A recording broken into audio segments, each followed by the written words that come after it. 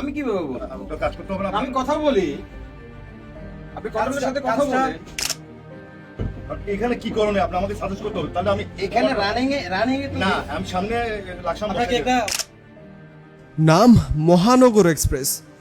AC বগির ticket কেটে যাত্রীরা ভাবেন মিলবে একটু স্বস্তি, কিন্তু বাস্তবে এখানে শুধু গরমে পড়ে পড়া। এই গাড়িটার ন্যূনতম অভিজ্ঞতা আছে, গাড়িটা প্রায় সময় এসে সমস্যা থাকে। এই রাস্তায় দাঁড় করে বাস লোকাল বাস পাইছে, রাস্তায় দাঁড় করে কাজ করাবে চাকা ভাঙ করেছে। এসি বগিতে এসি নেই, নেই কোনো আরাম, আছে শুধু দায়িত্ব এড়িয়ে যাওয়ার খেলা।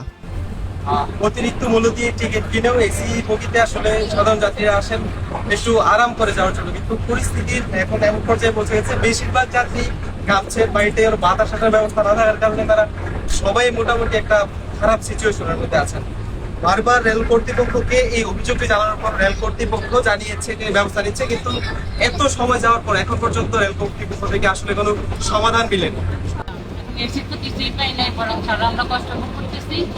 আমরা খোলামেলা বসলে আরো ভালো হইতো, নন এসি বসলে ভালো হইতো, এসিতে বসে আরো বেশি কষ্ট। ওরা জানে না কবে যাত্রী মারা যাবে। এটা কোনো গল্প না, এটা মহানগর এক্সপ্রেসের নিত্যদিনের বাস্তবতা। ঢাকা চট্টগ্রাম রুটের সবচেয়ে গুরুত্বপূর্ণ এই ট্রেন, যেখানে এসি বগিতে আরামের আশায় যাত্রীরা টিকিট কেটেছেন বেশি টাকা দিয়ে, কিন্তু ভেতরে নেই শীতল বাতাস, নেই কোনো বায়ু চলাচল। এসি বগি যেন এক একটা চুল্লির ঘর। যেমন আমি লাস্ট গত বুধবার এসেছি, এই যে আমার টিকিট দেখতে পাচ্ছেন, এই বগিতে এসেছি, ওই দিনে সেম সমস্যা ছিল। কয়েকটা বগিতে আজকের যাত্রায় এসি প্রায় অকার্যকর অবস্থায় ছিল।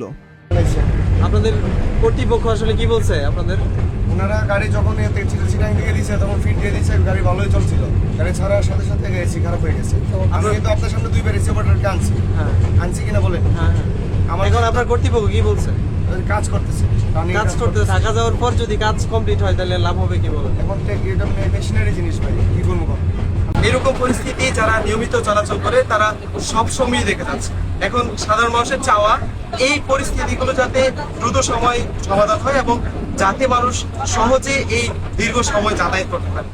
রিবাদ হোসেন, সাদা নিউজ।